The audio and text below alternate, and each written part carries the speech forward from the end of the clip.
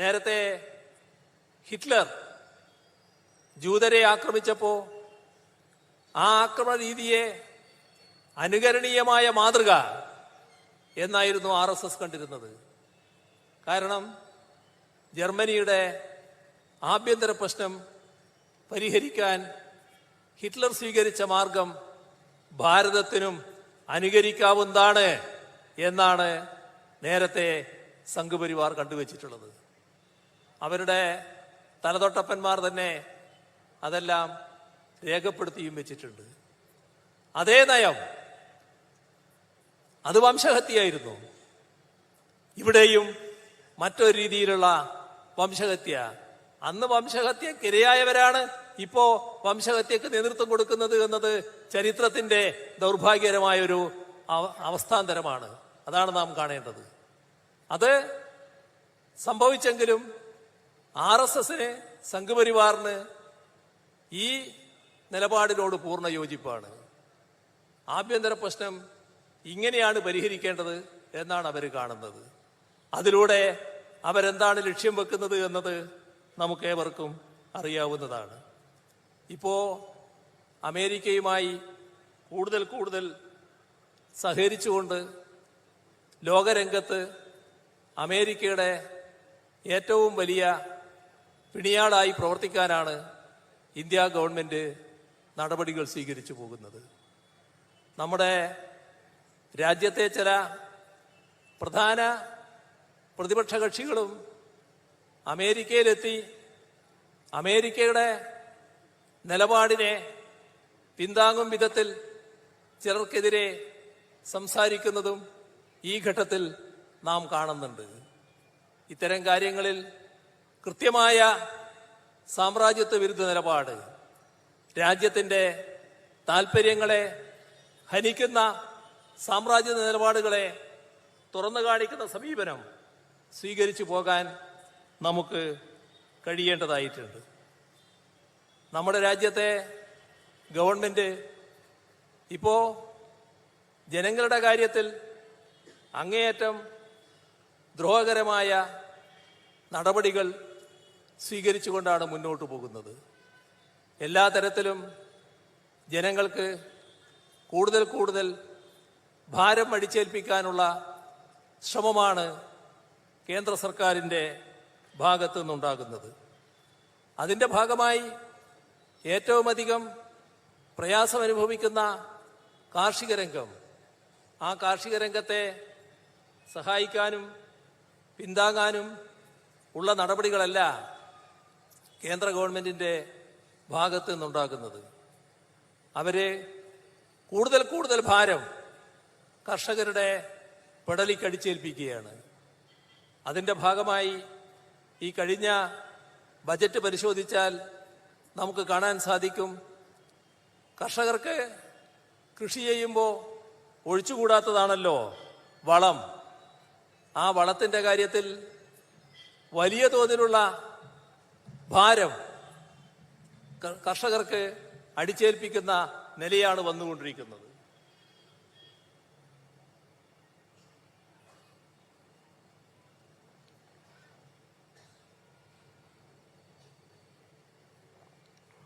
ഏകദേശം 25,000 കോടി രൂപയുടെ സബ്സിഡി കട്ട് ചെയ്യുന്ന നില സ്വീകരിച്ചിരിക്കുന്നു ഇന്ത്യ ഗവൺമെന്റ്. അത് വളത്തിന്റെ വില വർദ്ധിപ്പിക്കാനാണ് ഇടയാവുക. 25,000 കോടിയോളം രൂപ, കൃത്യമായി പറഞ്ഞാൽ 24,894 കോടി. ഇതാണ് കേന്ദ്ര ഗവൺമെന്റിന്റെ സമീപനം. ഒരു ഭാഗത്ത് കർഷകർ നേരിടുന്ന പ്രക്ഷോഭത്തിന്റെ കർഷകർ നേരിടുന്ന പ്രശ്നങ്ങളുടെ ഭാഗമായി ഉയരുന്ന പ്രക്ഷോഭങ്ങൾ, അതൊന്നും കണ്ട ഭാവമേ നടിക്കുന്നില്ല. കൂടുതൽ ദ്രോഹകരമായ നിലപാടുകളാണ് സ്വീകരിച്ചു പോകുന്നത്. നമ്മുടെ രാജ്യം ഏറ്റവും കൂടുതൽ ദരിദ്രരുള്ള രാജ്യം. ലോകത്തെ ദരിദ്ര പട്ടികയെടുത്താൽ നാം വലിയ തോതിൽ ദരിദ്രരുള്ളൊരു രാജ്യമാണ്. അത് താഴോട്ട് പോവുകയാണ്. ദരിദ്രരുടെ എണ്ണം കുറയുകയല്ല, കൂടിക്കൂടി വരികയാണ്. അങ്ങനെയുള്ളൊരു നാട്ടിൽ ഭക്ഷ്യസുരക്ഷ ഉറപ്പുവരുത്തൽ ഏറ്റവും പ്രധാനമാണ്. എന്നാൽ ഭക്ഷ്യ സബ്സിഡിയുടെ കാര്യത്തിൽ 7000-ൽ പരം കോടി രൂപ ഈ കഴിഞ്ഞ ബജറ്റിൽ ഇല്ലാതാക്കിയിരിക്കുന്നു. അത് വേണ്ടെന്ന് വെച്ചിരിക്കുന്നു. നേരത്തെ ഉള്ളതിൽ കുറവ് വരുത്തിയിരിക്കുന്നു. ഇതാണ് ഇന്ത്യ ഗവൺമെന്റ് സമീപനം. പാവപ്പെട്ടവരെ കാണുന്നില്ല. ദരിദ്രരുടെ എണ്ണം പെരുകിക്കൊണ്ടിരിക്കുന്നു. നമ്മള് ലോകത്തെ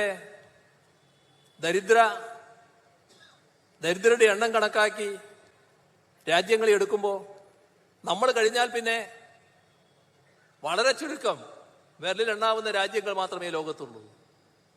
ബാക്കിയെല്ലാം നമ്മുടെ മേലെയാണ്. നമ്മൾ പുറകോട്ട് പോകുന്നു.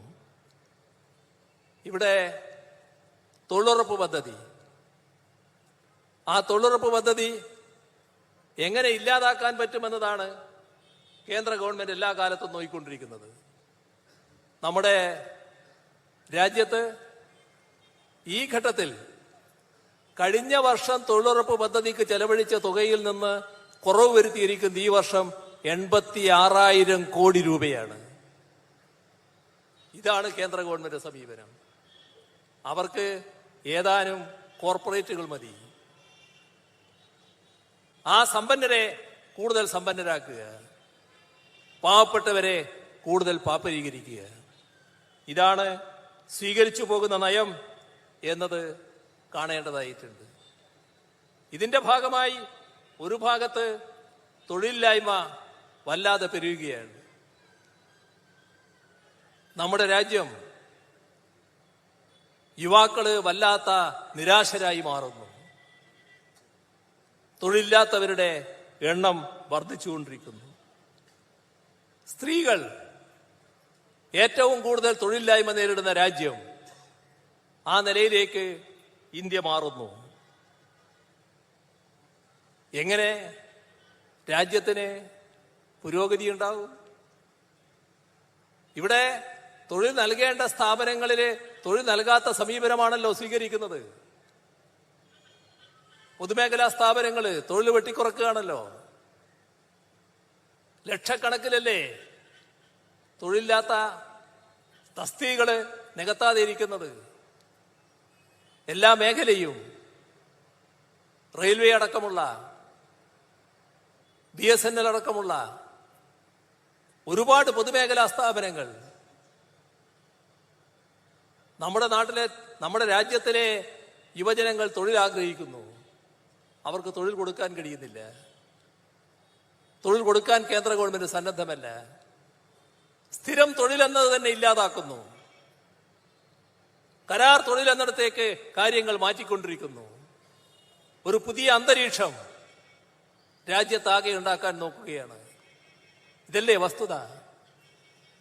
ഇത് അതീവ ഗുരുതരമായ അവസ്ഥയിലേക്ക് നമ്മുടെ രാജ്യത്തെയും ജനങ്ങളുടെ പൊതുവായ നിലയെയും തള്ളിയിടുകയാണ് എന്ന് നാം കാണണം.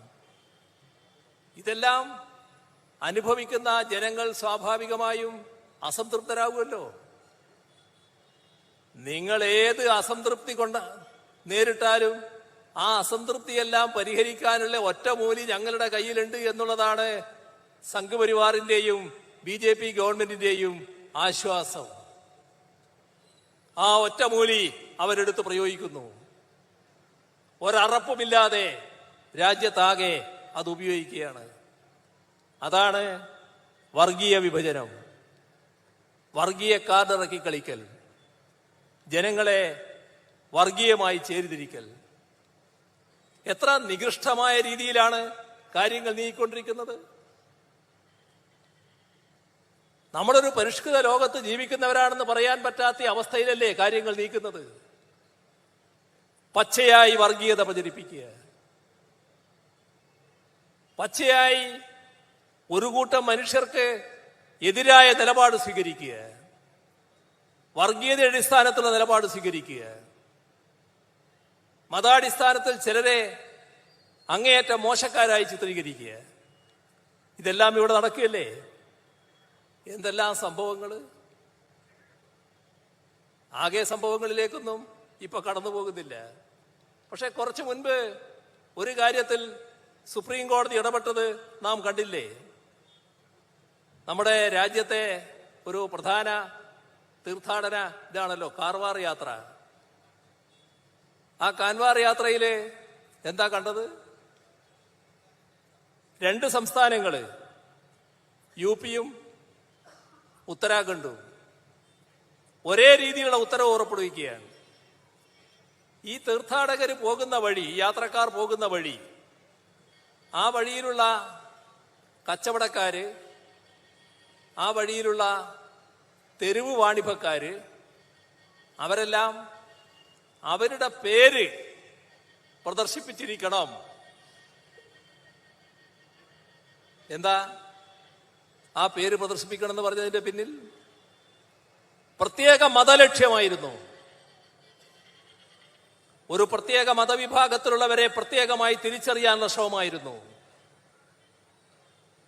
നിർഭാഗ്യവശാൽ അത് മുസ്ലിം വിരുദ്ധതയുടെ ഭാഗമായി സ്വീകരിച്ച നിലപാടായിരുന്നു. മുസ്ലിം വിഭാഗത്തെ ഒറ്റപ്പെടുത്താനുള്ള നീക്കമായിരുന്നു അത്. സുപ്രീം കോടതി അതിലിടപെട്ടു. ശരിയല്ലാത്ത നിലപാടാണിത് എന്ന് പറഞ്ഞുകൊണ്ട് അത് സ്റ്റേ ചെയ്യുന്ന നിലയെടുത്തു. എന്തെല്ലാം ചിലയിടങ്ങളിൽ നടക്കുന്നു. ഉത്തരാഖണ്ഡിലെ മുസ്ലിം കച്ചവടക്കാരെ ബഹിഷ്കരിക്കാനുള്ള ആഹ്വാനം വന്നു പരസ്യമായിട്ട്.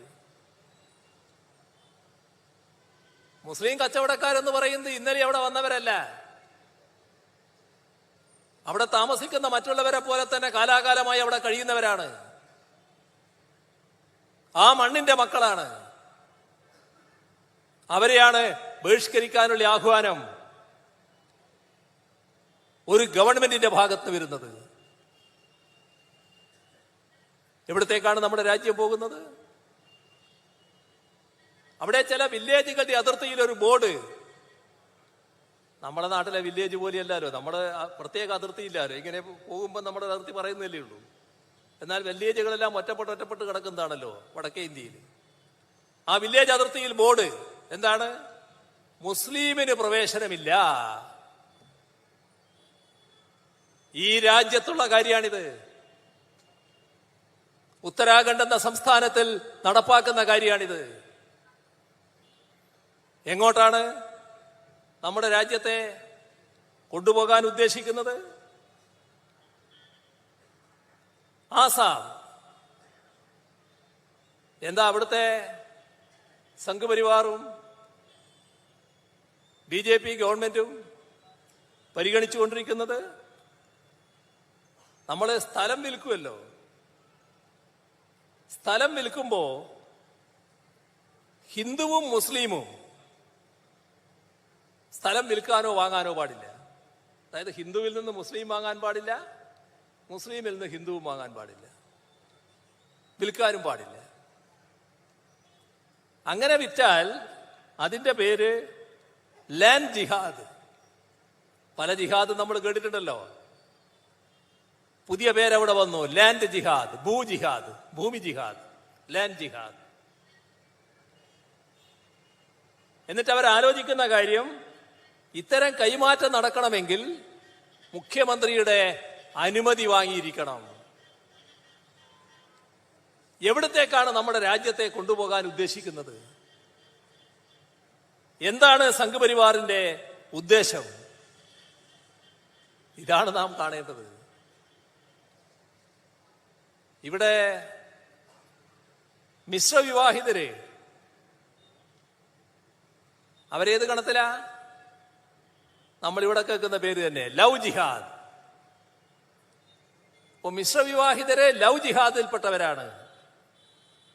അവർക്ക് ജീവപര്യന്തം തടവ് വരെ നൽകാനാണ് പരിഗണിച്ചുകൊണ്ടിരിക്കുന്നത്. ഒരു സംസ്ഥാനത്ത് പരിഗണിച്ചുകൊണ്ടിരിക്കുന്ന കാര്യമാണിത്. സംഘപരിവാറിന്റെ നിലപാട് എവിടങ്ങളിലേക്ക് നീങ്ങുന്നുവെന്നാണ് ഇതെല്ലാം കാണിക്കുന്നത്. ഇതോടൊപ്പം തന്നെ ആസാമിന്റെ മുഖ്യമന്ത്രി സംഘപരിവാറിന്റെ നയം അതിതീഷ്ണമായി നടപ്പാക്കാൻ ശ്രമിക്കുകയാണ്. എല്ലാ അതിരുകളും ലംഘിച്ചുകൊണ്ടുള്ള പരസ്യ പ്രസ്താവനയാണ് നടത്തുന്നത്. അതില് അദ്ദേഹം പറയുന്നത് അവരെല്ലാം ഈ മുസ്ലിങ്ങളെന്ന് പറയുന്നത് എല്ലാം ഔട്ട്സൈഡേഴ്സാണ്, ഇവിടെയുള്ളവരല്ല, പുറമേന്ന് വന്നവരാണ്. എന്താണിത്? എത്രമാത്രം വംശീയ വിരോധമുണ്ടാക്കാനാണ് ശ്രമിച്ചുകൊണ്ടിരിക്കുന്നത്? എത്ര കടുത്ത വർഗീയ വിഷമാണ് ചീറ്റിക്കൊണ്ടിരിക്കുന്നത്? ഒരു നാട്ടിൽ ജീവിച്ചുകൊണ്ടിരിക്കുന്ന ഒരു കൂട്ടം സഹോദരങ്ങളെ നിങ്ങൾ ഈ നാട്ടുകാരല്ല, അന്യ നാട്ടുകാരാണ്, പുറം നാട്ടുകാരാണ് എന്ന് വിളിക്കലാണോ ഒരു മുഖ്യമന്ത്രി ചെയ്യേണ്ടത്? പരസ്യമായാണ് ആ ആക്ഷേപം ഉയർത്തിയത്. മാത്രമല്ല, മുസ്ലിമിനെ ഒരു നിയന്ത്രണവും ഏറ്റെടുക്കാൻ അനുവദിക്കില്ല എന്നും പരസ്യമായി പ്രഖ്യാപിക്കുന്ന നിലയുണ്ടായി. എന്താണ് ഉദ്ദേശം ഇതിന്റെയൊക്കെ? ഇത് ഏതാനും ചില ഉദാഹരണങ്ങൾ എടുത്തു കാണിച്ചു എന്ന് മാത്രമേ ഉള്ളൂ. ഒരുപാട് ഉദാഹരണങ്ങൾ രാജ്യത്തിന്റെ വിവിധ ഭാഗങ്ങളിൽ ഇതുപോലുള്ളത് എടുത്തു കാണിക്കാനാവും. എല്ലാറ്റിലേക്കും ഇപ്പൊ കടക്കുന്നില്ല എന്ന് മാത്രം. എന്താണ് ഉദ്ദേശിക്കുന്നത്? എങ്ങോട്ടാണ് രാജ്യത്തെ നയിക്കാൻ നോക്കുന്നത്? ഈ കാര്യങ്ങൾ അതീവ ഗൗരവമായി കാണേണ്ടതായിട്ടുണ്ട്. മതനിരപേക്ഷത ശക്തമായി ഉയർത്തിപ്പിടിക്കാൻ സാധിക്കണം. മതനിരപേക്ഷതയുടെ ഭാഗമായി നിന്നുകൊണ്ട് വർഗീയതയെ കൃത്യമായി എതിർത്തു പോകാൻ സാധിക്കണം.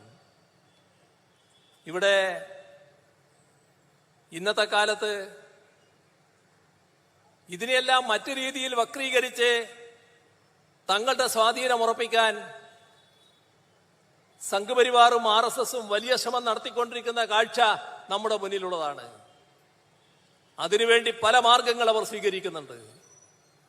യഥാർത്ഥ മുഖങ്ങൾ ചിലയിടങ്ങളിലുണ്ട്. ആ യഥാർത്ഥ മുഖം എന്താണെന്ന് തിരിച്ചറിയലാണ് അവരെ കൃത്യമായി മനസ്സിലാക്കാനുള്ള വഴി. ഇപ്പോ പുതിയൊരു നയവുമായി വന്നിരിക്കുകയാണല്ലോ. നേരത്തെ തന്നെ പറയുന്നുണ്ടായിരുന്നു, ഒരു രാജ്യം ഒരു തെരഞ്ഞെടുപ്പ്, ഒറ്റ തെരഞ്ഞെടുപ്പ്. ആ തെരഞ്ഞെടുപ്പിലൂടെ കാര്യങ്ങളെല്ലാം നടക്കണം. എല്ലാ രാജ്യത്തെയും ആകെ തെരഞ്ഞെടുപ്പ്. നമ്മുടെ രാജ്യം എത്ര വ്യത്യസ്തമായ രാജ്യമാണ്! ഏതെല്ലാം തരത്തിലുള്ള വ്യത്യസ്തതകൾ നമ്മുടെ രാജ്യത്ത് നിലനിൽക്കുന്നു. വിവിധ സംസ്ഥാനങ്ങളുടെ പ്രത്യേകതകൾ. ഇപ്പൊ ഒരു തെരഞ്ഞെടുപ്പ്, ഒരു സംസ്ഥാനത്ത് അവിടുത്തേതായ ചില പ്രത്യേക കാരണങ്ങളാൽ ചിലപ്പോൾ ആ ഗവൺമെന്റ് താഴെ പോയി എന്ന് വരുമല്ലോ. താഴെ പോയാൽ എന്താകും സ്ഥിതി? ഇപ്പോ ഒരു ഗവൺമെന്റ് 3 വർഷം പൂർത്തിയായി. അവിടെ ഗവൺമെന്റ് താഴെ പോകുന്നു. തെരഞ്ഞെടുപ്പ് നടക്കണ്ടേ? ഇപ്പൊ എന്താ പറയുന്നതെന്നറിയോ? തെരഞ്ഞെടുപ്പ് നടന്നാൽ ബാക്കിയുള്ള 2 വർഷത്തേക്കായിരിക്കും. ഒരു തെരഞ്ഞെടുപ്പ് ഭരണഘടന അനുസരിച്ച് 5 വർഷത്തേക്കാണ്. ഒരു ഗവൺമെന്റിന്റെ കാലാവധി 5 വർഷമാണ്. ആ 5 വർഷം എന്നത് അടുത്ത ലോക്സഭാ തെരഞ്ഞെടുപ്പ് 2 വർഷമാണെങ്കിൽ 2 വർഷം, 1 വർഷമാണെങ്കിൽ 1 വർഷം എന്ന രീതിയിൽ പരിമിതപ്പെടുത്തണം എന്നാണ് ഇപ്പൊ ഇതിന്റെ കൂടെ പറയുന്നത്. എങ്ങനെ സാധിക്കുമത്? രാജ്യത്തിന്റെ വൈവിധ്യം ഇല്ലാതാക്കുകയാണ് ചെയ്യുക. തീർത്തും അപ്രായോഗികമായ ഒരു കാര്യമാണിത്. മാത്രമല്ല, ഇത് നടപ്പാക്കുക എന്ന് പറയുമ്പോൾ ഭരണഘടനാ ഭേദഗതി ആവശ്യമായിട്ട് വരും. 15ഓളം ഭരണഘടനാ ഭേദഗതി വേണം. നിരവധി നിയമങ്ങൾ ഭേദഗതി ചെയ്യണം. ഇതിനെല്ലാം ആവശ്യമായ ഭൂരിപക്ഷം ഇന്നത്തെ BJP ഗവൺമെന്റ് ഉണ്ടോ? ഇല്ല എന്ന് എല്ലാവർക്കും അറിയാലോ, അവർക്കും അറിയാലോ. എങ്കിലും അത് രാജ്യത്തിന്റെ മുന്നിൽ ഒരു ചിത്രമായിട്ട് അവതരിപ്പിക്കുക എന്താണ് അവർ ഉദ്ദേശിക്കുന്നത്? എന്താണ് ഇന്നത്തെ പാർലമെന്ററി ജനാധിപത്യ വ്യവസ്ഥക്ക് വലിയ തോതിലുള്ള മാറ്റമുണ്ടാക്കുക, തങ്ങൾ ആഗ്രഹിക്കും വിധമുള്ള ഒരു സമ്പ്രദായത്തിലേക്ക് രാജ്യത്തെ മാറ്റാനുള്ള ശ്രമം നടത്തുക. സ്വാഭാവികമായും അതിനെതിരെ ശക്തമായ അഭിപ്രായം വിവിധ സംസ്ഥാനങ്ങളിൽ നിന്ന് ഉയരുമെന്ന് കാണേണ്ടതുണ്ട്.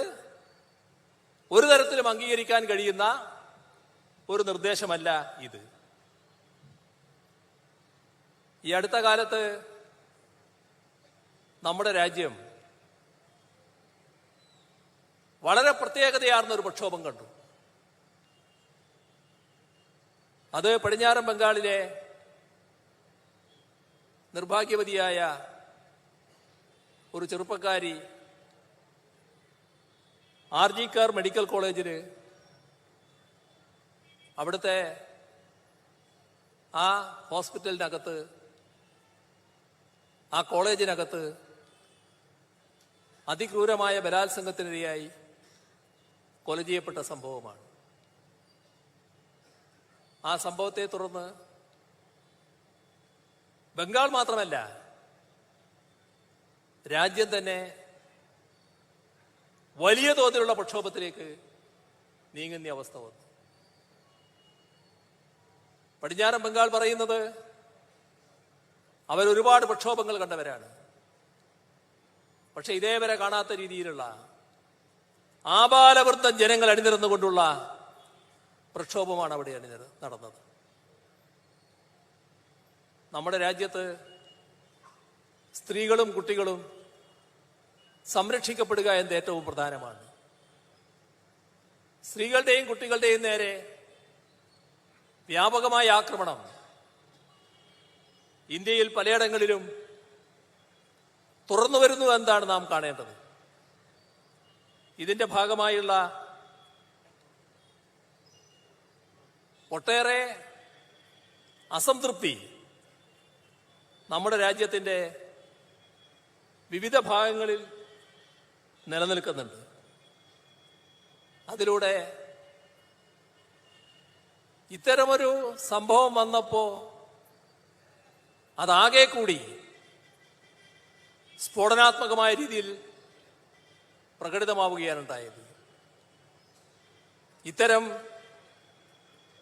സംഭവങ്ങൾക്ക് നേരെ കർക്കശമായ നടപടികൾ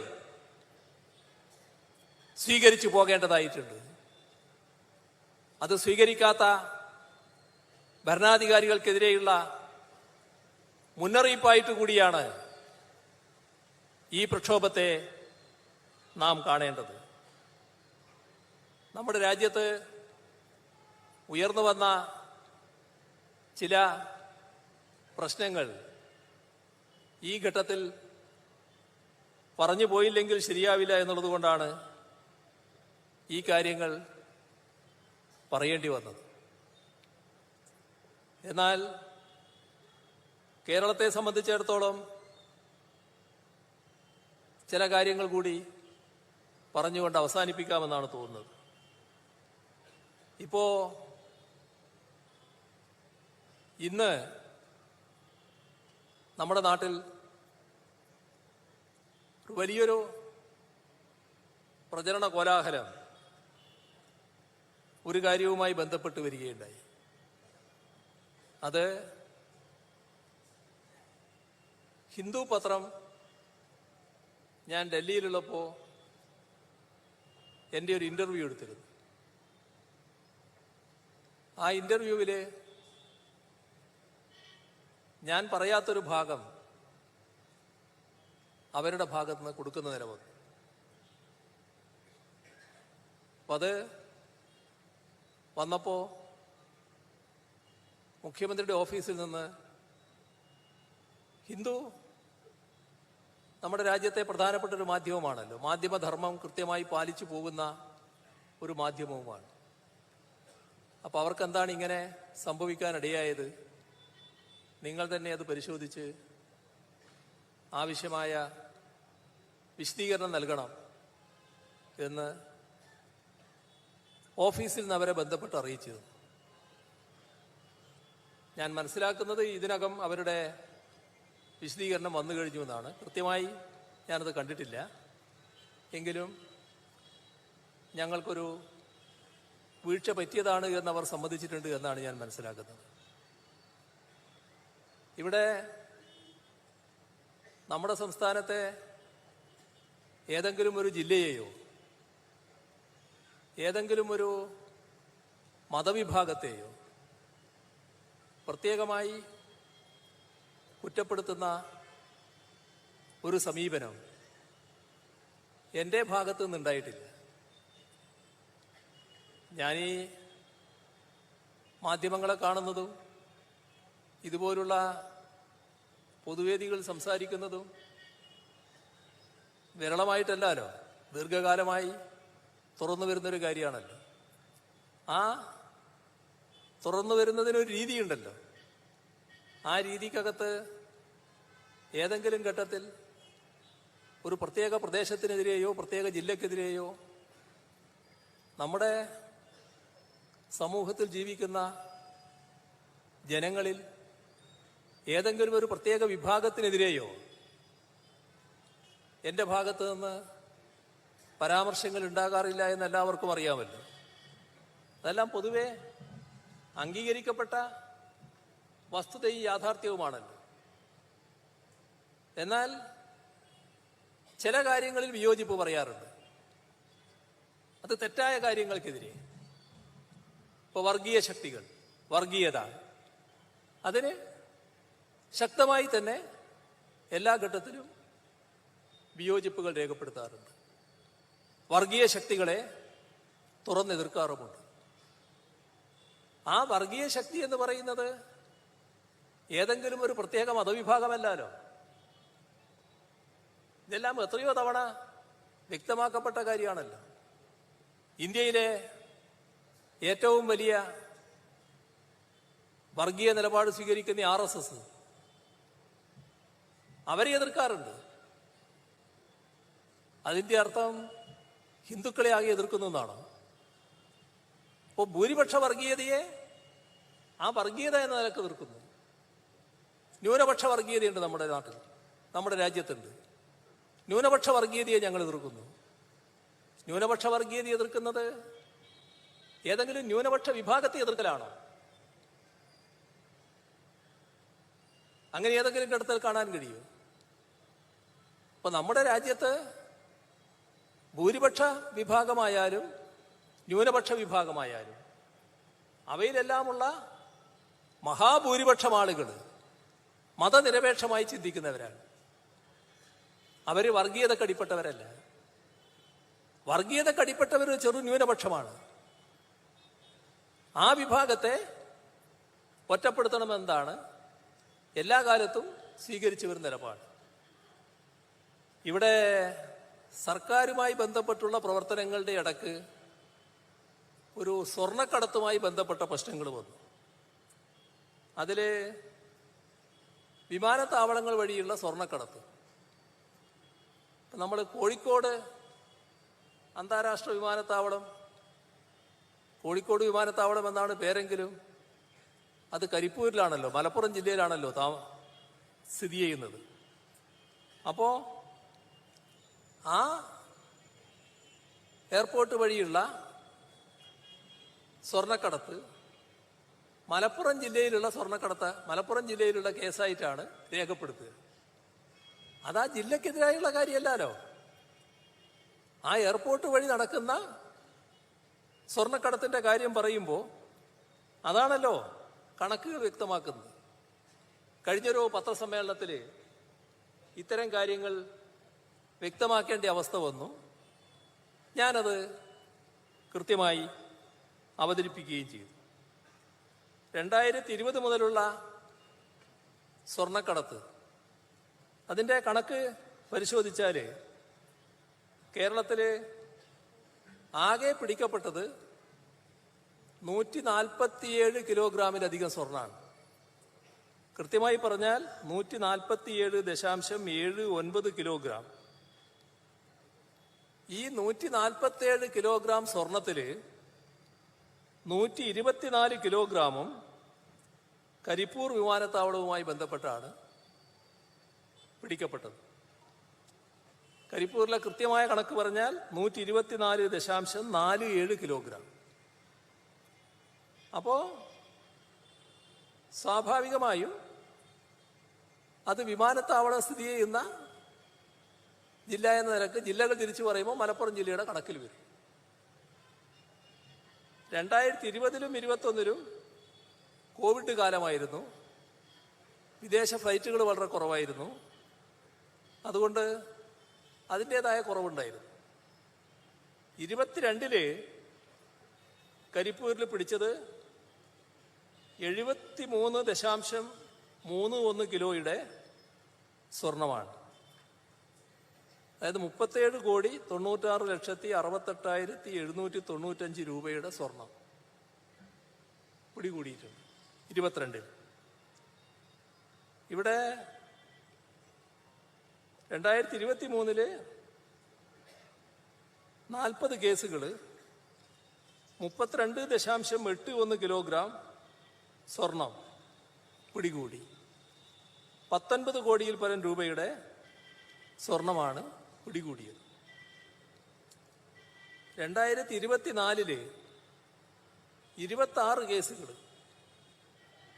അവിടെ 17 കിലോഗ്രാമിലധികം സ്വർണം, 11,62,00,000 രൂപയുടെ സ്വർണ്ണമാണ്.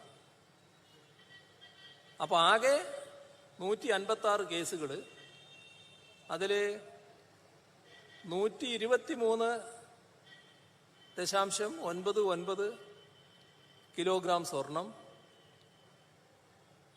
ഇതാണ് മൊത്തം പിടികൂടി. 68,81,00,000 രൂപയിലധികം വരും ഈ പണം. ഇതാണ് സ്വർണത്തിൻ്റെ കണക്ക്. ഇതാണ് വേർതിരിച്ച് പറഞ്ഞത്. ഇത് സംസ്ഥാനത്ത് പിടികൂടിയ സ്വർണത്തിൽ ഏറ്റവും കൂടുതൽ ഉള്ളതാണ് എന്നുള്ളത് വസ്തുതയാണ്. ഇതിൻ്റെ കൂടെ തന്നെ ഹവാല പണം പിടിച്ചതിൻ്റെ കണക്കും പറഞ്ഞു. അതിൽ 122 കോടി രൂപ മൊത്തം സംസ്ഥാനത്ത്. ആ 122 കോടി രൂപയിൽ 87 കോടി രൂപ മലപ്പുറം ജില്ലയിൽ നിന്നാണ് പിടികൂടിയത്. ഇതൊരു കണക്കാണല്ലോ, പിടികൂടിയ കണക്കാണല്ലോ പറയുന്നത്. അതിൻ്റെയും ഇനം തിരിച്ച വർഷം തിരിച്ച കണക്കുകളൊക്കെ പറയാൻ സാധിക്കും. ഇവിടെ നാം കാണേണ്ടത് ഇത്തരത്തിലുള്ള കാര്യങ്ങൾ വിശദീകരിക്കുമ്പോൾ സ്വർണ്ണക്കടത്ത്, ഹവാല പണം, അതുമായി ബന്ധപ്പെട്ടുള്ള കാര്യങ്ങൾ നാടിൻ്റെ പൊതുവായ അവബോധത്തിലേക്ക് കൊണ്ടുവരിക എന്നുള്ളതാണല്ലോ ഉദ്ദേശിക്കുന്നത്. തെറ്റായ ചില ചിത്രീകരണങ്ങൾ ഇതുമായി ബന്ധപ്പെട്ട് വന്നപ്പോൾ അതിൻ്റെ വസ്തുത എന്താണെന്ന് പറയുന്നതിന് കഴിഞ്ഞൊരു പത്രസമ്മേളനത്തിൽ കുറേ സമയം ചെലവഴിക്കേണ്ടി വന്നിരുന്നു. അപ്പോൾ ഞാനിപ്പോൾ അതിൽ കൂടുതൽ സമയം എടുക്കുന്നില്ല. ഇതുമായി ബന്ധപ്പെട്ട് സ്വീകരിച്ച നടപടികൾ അതിനെ തെറ്റായ രീതിയിൽ വ്യാഖ്യാനിക്കാൻ ചിലർ ശ്രമിക്കുകയാണ്. ഇപ്പോൾ സ്വർണ്ണ കള്ളക്കടത്തുകാർ, ഹവാല ഇടപാടുകാർ, അവരെ പിടികൂടുമ്പോൾ എന്തിനാണ് ചിലർക്ക് പൊള്ളുന്നത്? അത് മനസ്സിലാക്കാൻ കഴിയാത്തൊരു കാര്യമാണ്. നമ്മുടെ രാജ്യത്ത് നടക്കാൻ പാടില്ലാത്തൊരു കാര്യമാണല്ലോ. ആ നടക്കാൻ പാടില്ലാത്ത കാര്യങ്ങൾ നടക്കുമ്പോൾ അതിനെതിരെയുള്ള നിയമ സംവിധാനം ഉണർന്ന് പ്രവർത്തിക്കണ്ടേ? നിയമ സംവിധാനത്തിന്റെ പ്രവർത്തനത്തിൽ എന്തെങ്കിലും വീഴ്ചയുണ്ടെങ്കിൽ അത് തിരുത്താനല്ലേ പറയേണ്ടത്? ഉന്നയിച്ച കാര്യങ്ങൾ ശരിയല്ലാത്തതുകൊണ്ടാണല്ലോ അതുമായി ബന്ധപ്പെട്ട കാര്യങ്ങൾ വിശദീകരിക്കേണ്ടി വന്നത്. ഇവിടെ ഇതിനൊന്നും എതിരായി പോലീസ് ഒരു നടപടിയും എടുക്കണ്ട എന്ന് ഇതുമായി ബന്ധപ്പെട്ട് വിമർശനം ഉന്നയിക്കുന്നവർ കരുതുന്നുണ്ടോ? എന്തിനാണ് അത്തരത്തിലുള്ള നിയമവിരുദ്ധ പ്രവർത്തനങ്ങളെ നല്ല രീതിയിൽ പ്രോത്സാഹിപ്പിക്കുന്ന സ്ഥിതി സ്വീകരിക്കുന്നത്? ഒരു കാര്യം വ്യക്തമാണ്, തെറ്റ് അത് ഒരു തരത്തിലും അംഗീകരിക്കാൻ കഴിയുന്നതല്ല. തെറ്റായ നടപടികൾ സ്വാഭാവികമായും അംഗീകരിക്കില്ല എന്നുള്ളത് കൊണ്ട് തന്നെ ആ കാര്യത്തിൽ ആവശ്യമായ നടപടികളുണ്ടാവും. ഇവിടെ സ്വർണം കടത്തുന്നതും ഹവാല പണം കൊണ്ടുപോകുന്നതും രാജ്യസ്നേഹപരമായ നടപടിയാണ്. അതിനു നേരെ പോലീസ് കണ്ണടക്കണം എന്നാർക്കെങ്കിലും പറയാനാവുമോ? പോലീസിൽ നിക്ഷിപ്തമായ അധികാരം ഉപയോഗിച്ചുള്ള നടപടികളാണ് അവർ സ്വീകരിക്കുന്നത്. അതുകൊണ്ട് തന്നെ അത്തരം നടപടികൾ സ്വാഭാവികമായും കൂടുതൽ ശക്തമായി തുടരുക എന്നത് തന്നെയാണ് ചെയ്യുക. ഇതുമായി ബന്ധപ്പെട്ട് ഈ അടുത്ത കാലത്ത് ചില കാര്യങ്ങൾ ഉന്നയിക്കാൻ ശ്രമിച്ചത് ഞാൻ കാണാതിരിക്കുന്നില്ല. ഇപ്പം ഞാൻ അതിനൊരു മറുപടി പറയാൻ ഈ വേദി ഉപയോഗിക്കുന്നില്ല. കാര്യങ്ങൾ വ്യക്തമാക്കി കഴിഞ്ഞതാണ്. എന്തോ പ്രത്യേകമായ ഉദ്ദേശത്തോടെ ഈ നാടിൻ്റെ ഇത്തരം സംവിധാനങ്ങളെ ആകെ തകിടം മറിക്കാനുള്ള നീക്കങ്ങളാണ് ഇപ്പോൾ നടന്നുകൊണ്ടിരിക്കുന്നതെന്ന് കാണാൻ കഴിയും. ഇത് ശ്രദ്ധിച്ചാൽ ആർക്കു വേണ്ടിയാണ്, എന്താണ് അതിന് പിന്നിൽ, ആരാണ് പുറകിൽ എന്നൊക്കെ മനസ്സിലാക്കാൻ കഴിയും. അതിന് വലിയ പ്രയാസമുള്ള കാര്യമല്ല. പിന്നെ CPIM-ന് അതിൻ്റേതായ സംഘടനാ രീതിയുണ്ട് എന്ന് എല്ലാവർക്കും അറിയാവുന്നതാണ്. ആ പ്രത്യേകമായ ചട്ടക്കൂടിൽ ഒതുങ്ങി നിന്നാണ് CPIM പ്രവർത്തിച്ചു പോകുന്നത്.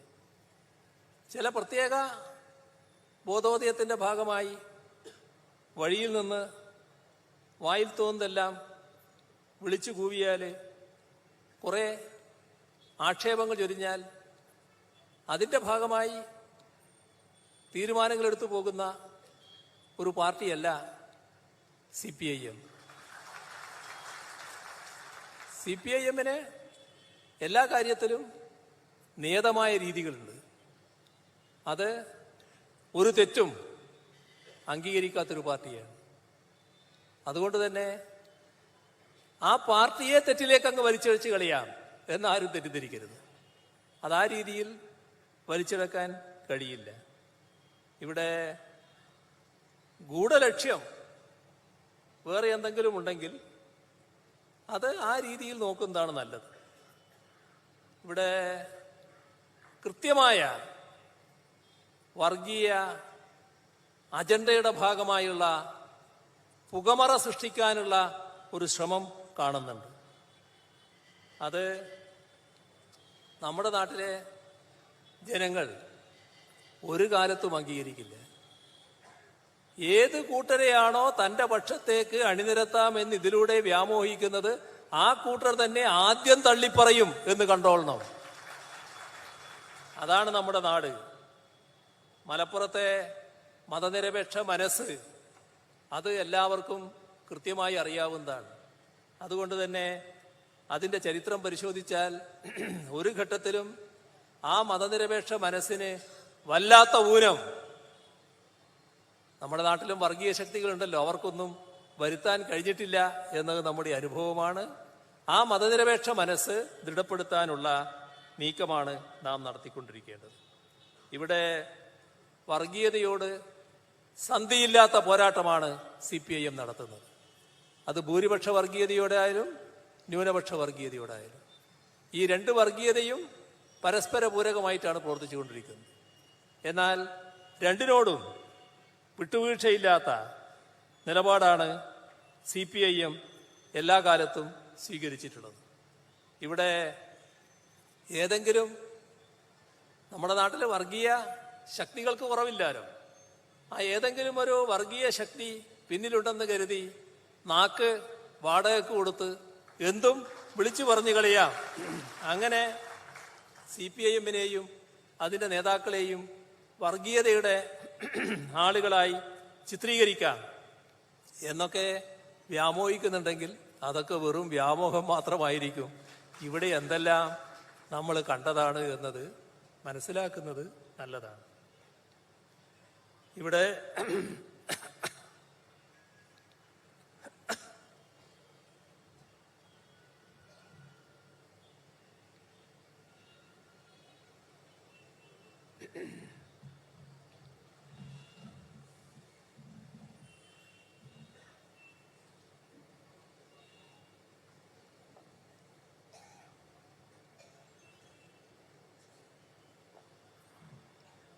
ഇപ്പോൾ വർഗീയതയോട് ഞങ്ങൾ സന്ധി ചെയ്യാത്തത് ആരെയെങ്കിലും തൃപ്തിപ്പെടുത്താൻ വേണ്ടിയല്ല.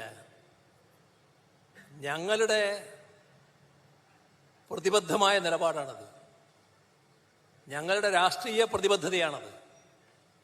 ഒരു വർഗീയ ശക്തിയോടും വിട്ടുവീഴ്ചയില്ല.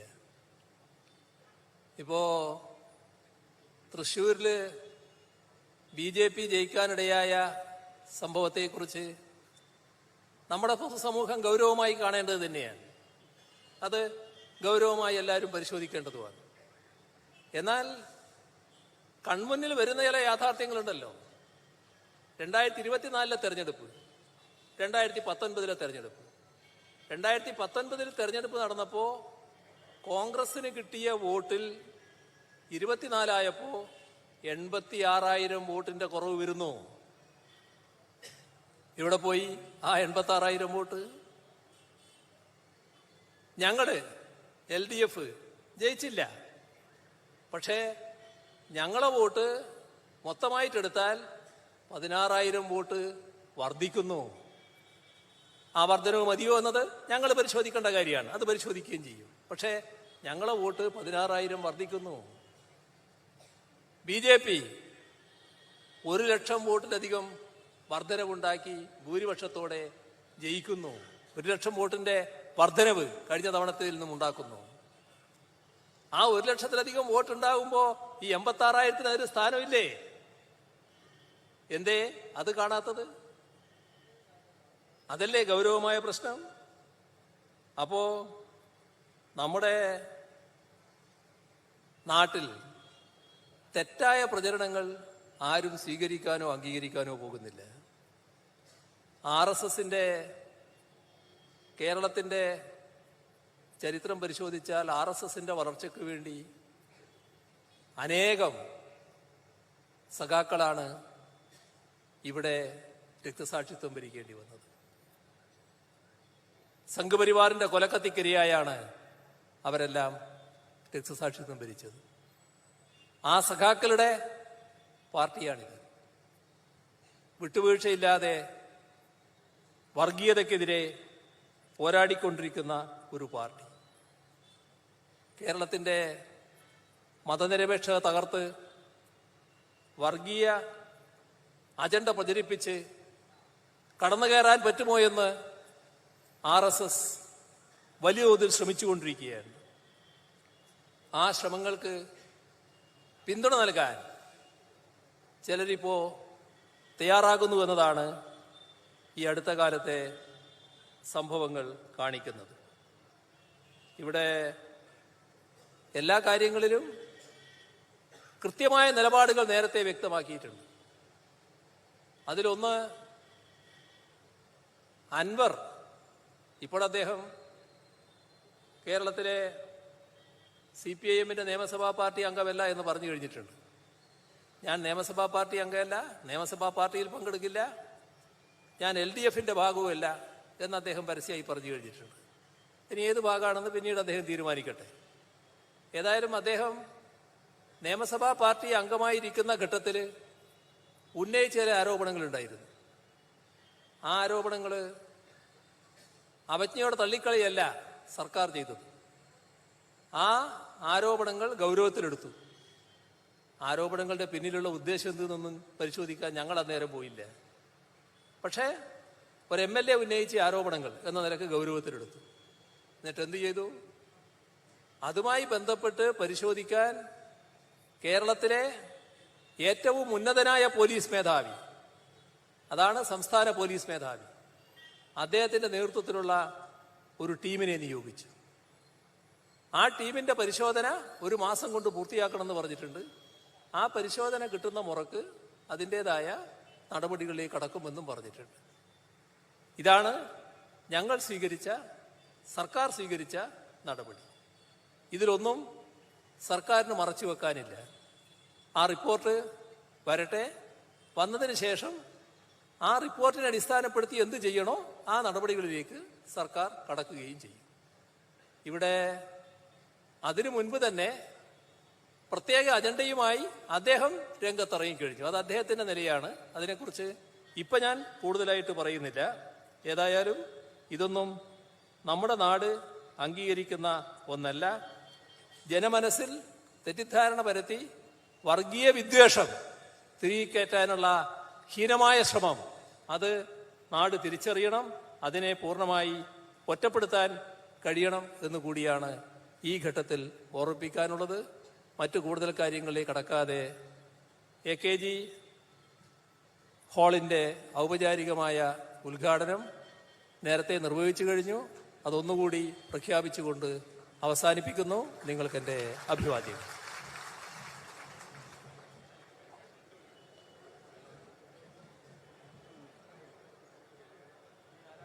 അടുത്ത സഖാവ് TP അല്പസമയം സംസാരിക്കും.